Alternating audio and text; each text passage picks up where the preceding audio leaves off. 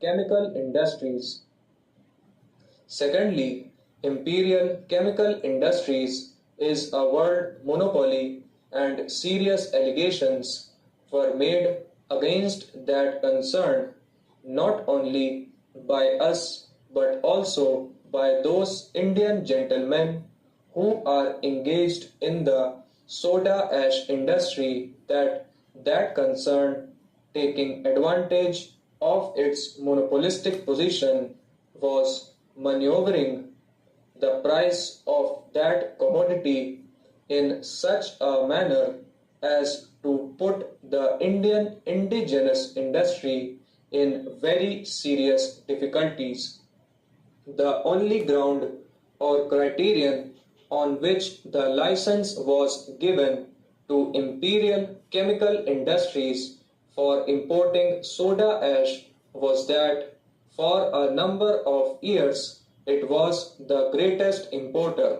But if, while granting protection to a national industry, we look at things in such a mechanical and superficial way, it defeats the very purpose for which Parliament is enacting this piece of legislation. About these things, I have no information as to what is the present position, whether these suggestions were considered, whether the matter was looked into, whether any investigation was undertaken, and if so, with what result. On these matters, we have not been supplied with any information. Therefore, I agree to some extent with my honorable friend Mr. Kishan Chand that we are confronted with some tariff amending bills in installments.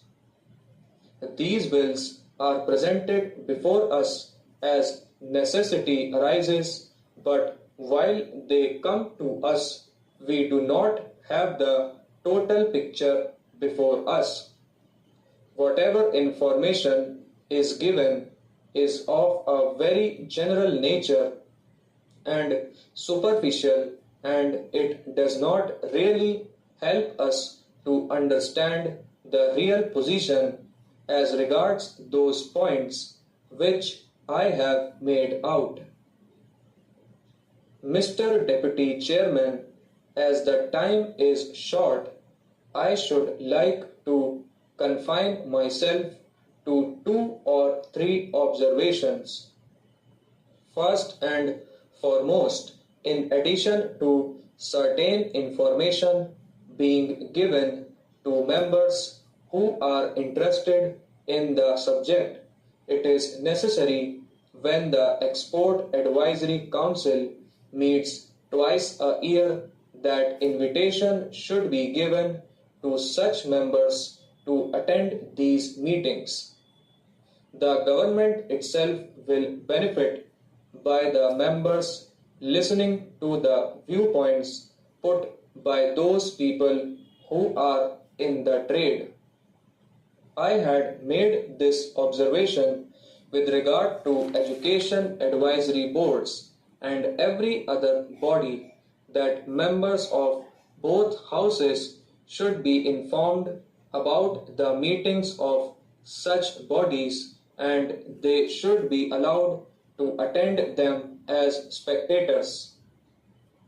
They will not take part in the proceedings, but there could be nothing lost as far as both the government and the members are concerned by the members being allowed to attend their meetings. Secondly, though this may not be exactly the occasion to deal with it, I want to put to the Honorable Minister this point and seek his advice.